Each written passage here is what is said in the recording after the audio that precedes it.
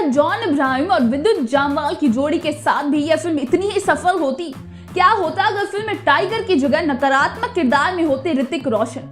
क्या वानी कपूर के किरदार को सस्पेंस में डालकर फिल्म को और मजेदार बनाया जा सकता था?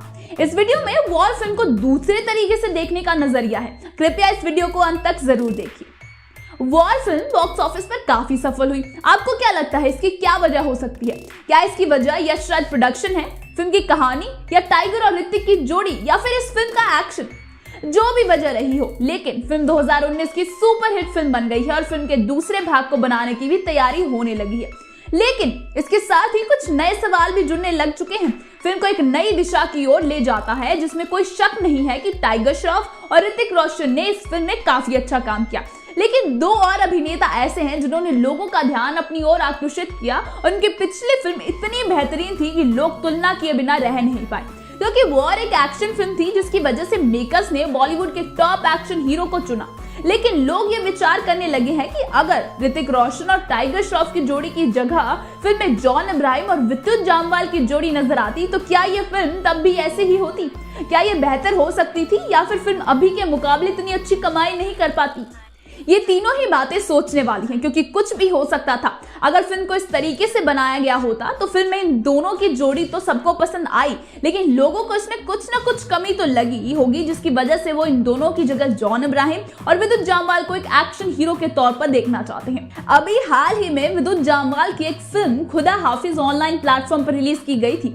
लोगों को बहुत पसंद आई और जॉन अब्राहम की देशभक्ति फिल्मों से सुपर हिट होती ही हैं और एक्शन हीरो के तौर पर वो तो काफी समय से जाने जाते हैं। तो लोगों के हिसाब से ये दोनों टाइगर और ऋतिक की जोड़ी को टक्कर दे सकती थी। जब ज्यादातर लोगों से ये बात सुनने को मिल रही है तो फिल्म मेकर्स इस बारे में सोच जरूर रहे हैं, चाहे वो इसके सीक्वल में नई जोड़ी लाए या फिर इन दोनों की जोड़ी की कोई एक्शन फिल्म होगी जो एक अच्छा फैसला साबित हो सकता है। 2019 साल भी फिल्म के दोनों अभिनेता के लिए भाग्यशाली साबित हुआ, क्योंकि अगर यही फिल्म साल 2020 में आई होती तो ये इतनी हिट साबित नहीं होती, ना ही इसकी इतनी कमाई हो पाती।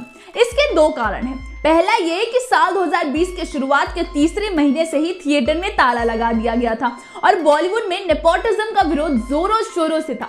कोई भी आम आदमी इस फिल्म को नहीं देखने की वजह थी यश राज प्रोडक्शन और फिल्म के दोनों अभिनेता जिनका नेपोटिज्म से काफी करीबी रिश्ता है। जून में हुए सुशांत सिंह राजपूत की मौत की वजह से लोगों ने स्टार किड्स की फिल्म देखना बंद कर दिया था और उनको किसी भी फिल्म को ना देखने का वादा किया, जिसका उदाहरण लोगों ने फिल्म सड़क 2 को फ्लॉप बनाकर दिया। तो अगर यह फिल्म इस समय आती तो इस फिल्म को काफी कम ही लोग देखते और फिल्म मेकर्स को ना चाहते हुए भी टाइगर और ऋतिक की जगह विद्युत जामवाल और जॉन अब्राहम को फिल्म का हिस्सा बनाना पड़ता। इसके अलावा फिल्म में और भी बदलाव किया जा सकता था, जिससे फिल्म और मजेदार हो जाती अगर फिल्म में दोनों अभिनेताओं का किरदार बदल दिया जाता। जैसे कि सभी को पता ही है कि फिल्म में ऋतिक रोशन का किरदार हीरो का था और टाइगर श्रॉफ का किरदार एक विलन का था।